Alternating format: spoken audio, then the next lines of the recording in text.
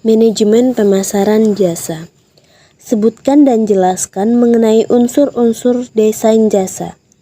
Desain jasa adalah proses merancang dan mengembangkan jasa untuk memenuhi kebutuhan dan keinginan pelanggan. Unsur-unsur desain jasa adalah elemen-elemen yang perlu dipertimbangkan dalam proses desain jasa. Unsur-unsur desain jasa ini dapat dibagi menjadi dua kategori, yaitu unsur tangible dan unsur intangible. Unsur tangible adalah unsur-unsur yang dapat dilihat dan disentuh oleh pelanggan. Unsur tangible ini meliputi kontak pelanggan adalah titik interaksi antara pelanggan dan perusahaan jasa. Kontak pelanggan dapat berubah fisik seperti tatap muka atau non-fisik, seperti melalui telepon atau internet. Dalam ancangan desain sistem jasa, apakah perlu dipisahkan antara high contact operation dan non-contact operation? Jelaskan. Ya, perlu dipisahkan antara high contact operation dan non-contact operation. Dalam ancangan desain sistem jasa, hal ini karena kedua jenis operasi tersebut memiliki karakteristik yang berbeda, sehingga membutuhkan pendekatan desain yang berbeda pula.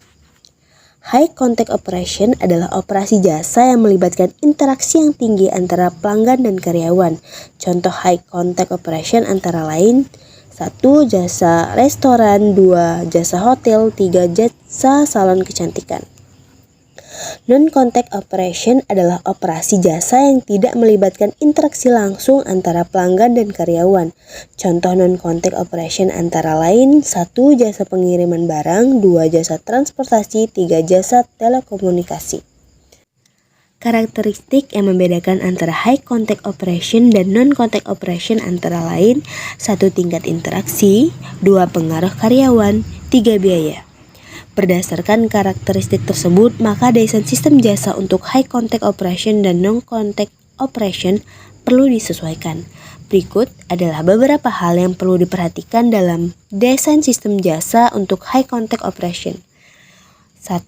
Kualitas karyawan. 2. Pengukuran kepuasan pelanggan. Peningkatan produktivitas karyawan.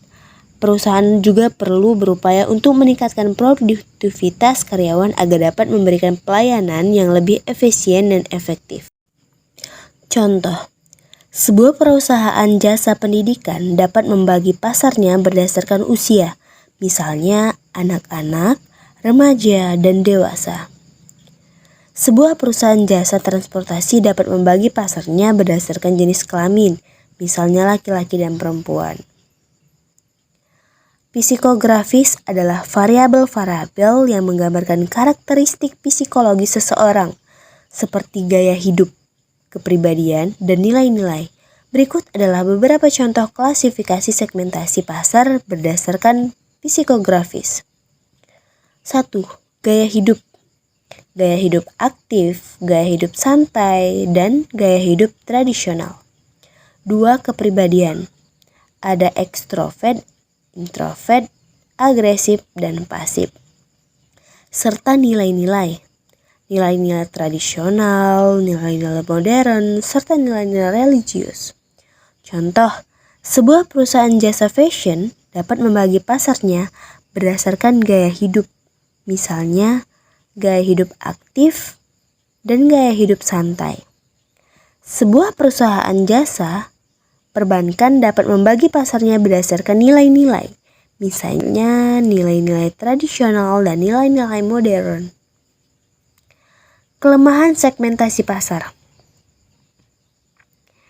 Biaya. Segmentasi pasar dapat membutuhkan biaya yang besar, terutama untuk mengumpulkan data dan melakukan analisis. Berikut adalah beberapa contoh hubungan antara corporate design dan corporate identity. Logo perusahaan yang unik dan mudah diingat dapat membantu perusahaan untuk membangun citra yang kuat di benak konsumen. Lalu, penggunaan warna yang konsisten pada semua elemen komunikasi perusahaan dapat membantu perusahaan untuk membangun identitas visual yang kuat. Serta nilai-nilai perusahaan yang tercermin dalam corporate design dapat membantu perusahaan untuk membangun hubungan emosional yang lebih kuat dengan pelanggannya. Secara umum, corporate design dan corporate identity adalah dua elemen yang penting yang perlu diperhatikan oleh perusahaan dalam membangun citra yang kuat dan membangun hubungan yang baik dengan pelanggannya. I got so much motherfucking design on right now.